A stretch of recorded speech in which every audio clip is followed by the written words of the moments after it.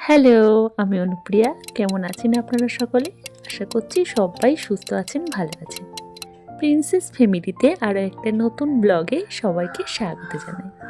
আমার চ্যানেলে যদি নতুন হয়ে থাকেন প্লিজ সাবস্ক্রাইব করে পাশে থাকা বেল আইকনকে প্রেস করে রাখুন, তাহলে আমার পরবর্তী ভিডিও নোটিফিকেশান সহজেই চলে যাবে আপনার ফোনে।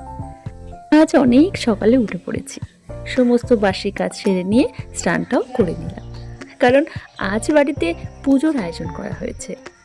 সকালে স্নান করে কি করছো?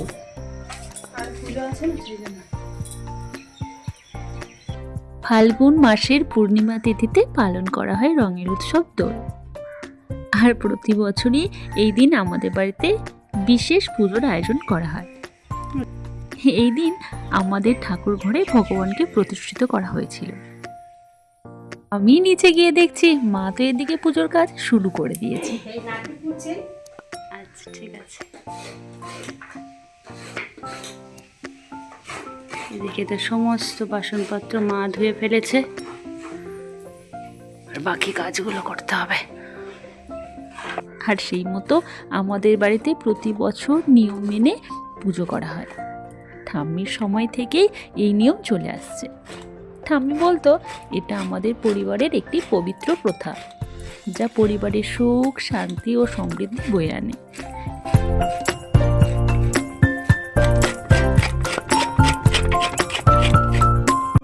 গতকাল আমার মা আর বোনও আমাদের বাড়িতে এসেছে, আর মা আর বোনও সকাল সকাল স্নান সেরে আমাদেরকে হেল্প করার জন্য ঠাকুরের কাজে লেগে পড়েছে। আপনারা আমার সাথে থাকুন আর পুরো ভিডিওটা দেখতে থাকুন, আশা করছি আপনাদের ভালো লাগবে।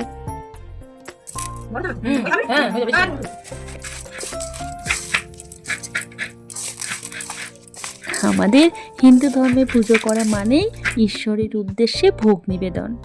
ভোগ অর্থাৎ নানা প্রকার খাবার তৈরি করে ঈশ্বরের কাছে নিবেদন করা। এই মতো আমরাও নানান ভোগ বানাতে ব্যস্ত হয়ে গেছে। সুজির বরফি, এখন চলছে নারকেল নাড়ু, আর এদিকে চিড়ে ভোগ। কি এনেছো?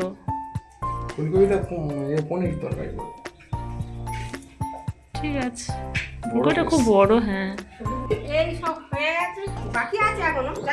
এগুলো সব সাজিয়ে নিচ্ছে। ঠিক আছে, এখানে সুজি হয়ে গেছে, নাড়ুও হয়ে গেছে, আর মাও এখানে হেল্প করছে, একটু লুচি বেলে দিচ্ছে।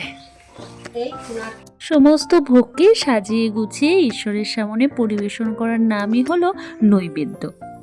নৈবেদ্য তৈরি হয়ে যাওয়ার পর ঈশ্বরের সামনে রাখা হয়। আমরা বিশ্বাস করি যে দেবতারা সেই ভোগ গ্রহণ করেন। পুজোর পর সেই ভোগকেই আমরা প্রসাদ হিসেবে খাই। হ্যাঁ, আমার বাড়ি পুজো হচ্ছে রে, তোর নিমন্ত্রণ তো।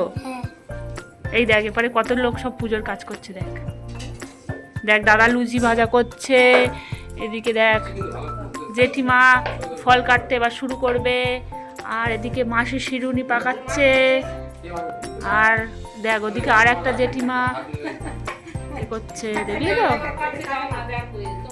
আমাদের ঠাকুরের নতুন পোশাক পরেছি, কেমন লাগছে বল? নতুন জামা কাপড় পরিয়েছি। লুচি ভাজা চলছে, খুব সুন্দর ফুলেছে গো।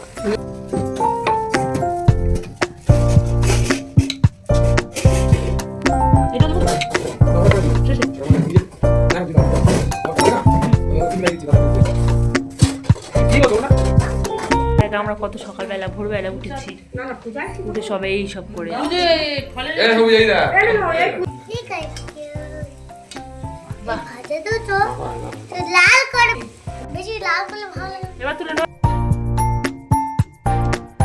ফল কাটা,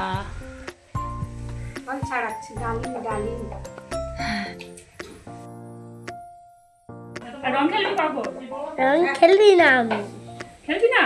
না। মাঘের শেষে শিমুল পলাশের রঙিন আভা জানান দেয় ঋতুরাজ বসন্ত এসে গিয়েছে। বাঙালির 12 মাসে 13 পার্বণের মধ্যে অন্যতম শ্রেষ্ঠ উৎসব হলো দোল পূর্ণিমা বা বসন্ত উৎসব। এটি কেবল রঙের খেলা নয়, বরং অশুভ শক্তির বিনাশ আর সম্প্রীতির মেলবন্ধনের এক অনন্য মাধ্যম। দোল উৎসবের শুরু বৃন্দাবনে রাধা কৃষ্ণের আবির খেলাকে কেন্দ্র করে। শুধু দেবতাকে রাঙিয়ে তোলা নয়, দোল উৎসবের সঙ্গে মিশে আছে জীবনের নানা রং। দোল উৎসবে যেমন মিশে আছে উদযাপনের বৈচিত্র্য, তেমনি বাংলার বিভিন্ন প্রান্তে দেখা যায় এই উপলক্ষে মেলাও। দোল পূর্ণিমা বাংলার বসন্ত উৎসব। প্রতি বছর বাঙালিরা এই দিনটিতে রং খেলার আনন্দে মেতে ওঠে। দোলযাত্রা যেন বসন্তের আহ্বান। সমস্ত পুজোর কাজ শেষ, এখন ঠাকুরঘরে বাসন থেকে প্রসাদগুলো মা আর আমি আমাদের এদিকের বাসনে ঢেলে নিচ্ছিলাম।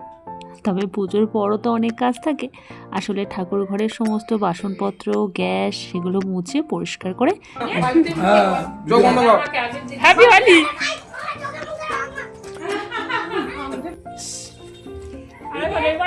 এবারে মার দিকে হ্যাপি আমার পাঠিয়ে দে না না আরে দে আচ্ছা আমরা ইসি কি করতে না না না না কাট করে মা রামা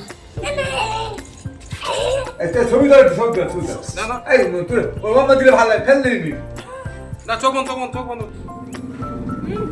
মুখটা পাক না ও তো জিপ বল বৌদি করে দেছে দিদি সেই বালতিটা করে দেখো দেখে না ফোন দে না ডাক্তারটা ভালো লাগে তুই খেয়ে দাও হ্যাঁ, খুব ভালো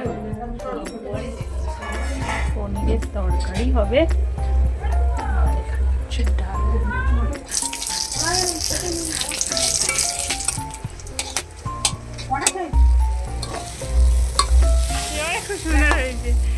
খুব সুন্দর হয়েছে। তোর বাবার পার্টি তো ফাঁকা দেখ, তোর বাবার পার্টি ফাঁকা দেখ। বাবার দাও দিবি তো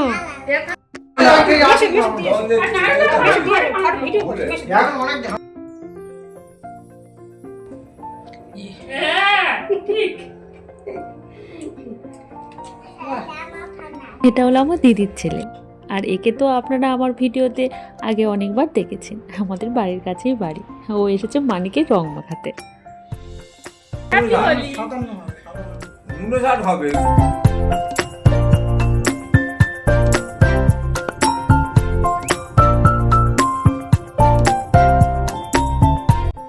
আবির মাখার পর আবার চলে এসেছিলাম রান্নাঘরে বাকি রান্নাটা কমপ্লিট করার জন্য। হাজব্যান্ডের দিকে তাড়া দিচ্ছিল যে তাড়াতাড়ি রান্নাটা কমপ্লিট করতে। মানে খাওয়া দাওয়া করে বিকেলে আমরা একটু বেরোবো বসন্ত উৎসবের উদ্দেশ্যে।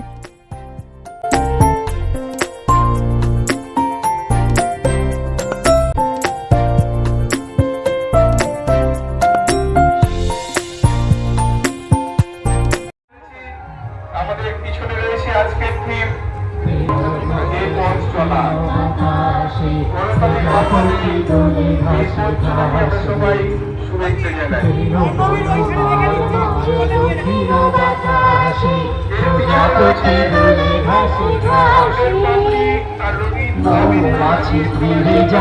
ফুলের দক্ষিণা কথায় বাজায় মাছি ফিরে যাচ্ছি ফুলের দক্ষিণা কথায় বাজায় তার ভিখারির বীণা মাধবী তার আমাদের বাড়ি থেকে কিছুটা দূরে বসন্তের আগমন উপলক্ষে আবির, গান ও শোভাযাত্রার মাধ্যমে পালিত হয় বর্ণময় এক উদযাপন।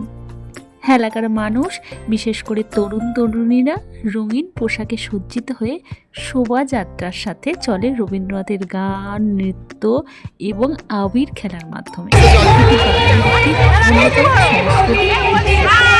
এসে অনেক দিন পর আমার এই বোনের সাথে দেখা হয়েছে।